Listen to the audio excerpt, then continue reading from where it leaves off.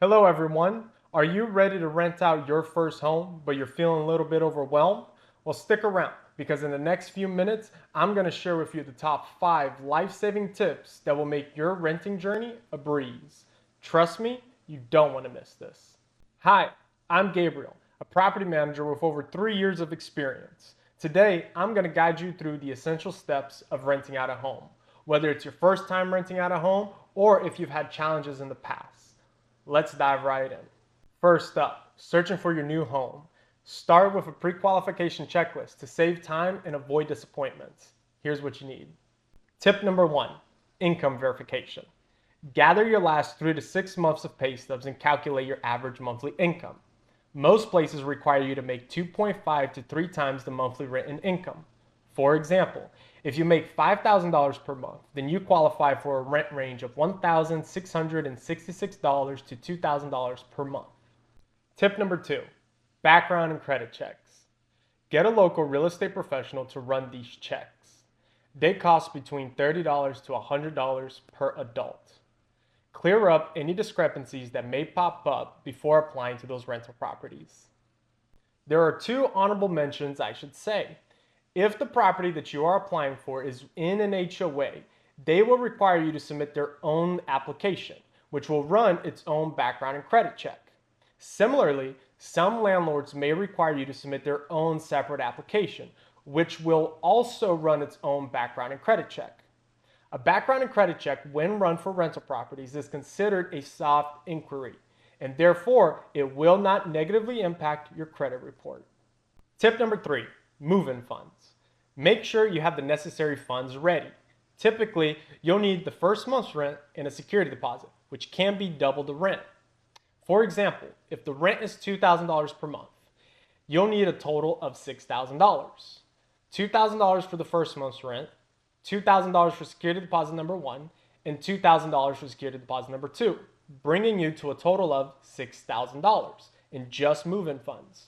However, some places may classify it differently. They may require you to bring $2,000 in the first month's rent, $2,000 for the last month's rent, and $2,000 for the security deposit. The total remains the same, it's just classified differently. Once you've got your pre-qualification sorted, it's time to narrow down your search. Consider proximity to work, college, and amenities. Now, let's move on to viewing your potential new home. Step 2, viewing a home. Viewing homes is exciting, but it requires efficiency. Schedule multiple viewings in one day, but remember to distinguish between your needs and your wants. Here's a quick checklist. Tip number 1, accessibility. Check parking and public transportation. Make sure that the available parking is suitable to your needs. I've had tenants in the past rent out a home that doesn't accommodate their parking needs. Due to owning too many vehicles, they were parking on the grass or on the street. So, the city fined the landlord. Let me tell you, any fines that are assessed to the landlord due to the tenant is charged back to the tenant. Tip number 2, amenities. Look for supermarkets, gyms, schools, and more. But remember to place your needs above your wants. Tip number 3, neighborhood. Get a feel for the neighborhood. Drive around. See if you like it. Remember, if you sign a standard lease, you'll be there for 1 year. You'll have to perform an early termination, which comes at a significant cost. Make sure that the neighborhood is a good fit for you and your family before you sign that contract. Tip number 4, property condition. Inspect the property thoroughly. Make sure the property offers all your needs, but remember, it's not often that you'll find a property that checks all the boxes. Tip number 5, utilities. Confirm the state of essential services. Make sure you know how the utilities will be handled. Will the landlord keep it in their name but charge you back for it, or will you have to put it onto your name and show proof of utilities prior to moving in? Ready to apply? Let's talk about the application process. Step number 3, applying for the home. When you found the perfect home, it's time to submit your application. If you've done your background and credit check earlier, you're ahead of the game. Most landlords require these checks for each adult. Some may have their own screening software, which could mean additional fees. Now, let's cover what happens when you get accepted. In step number 4, being accepted.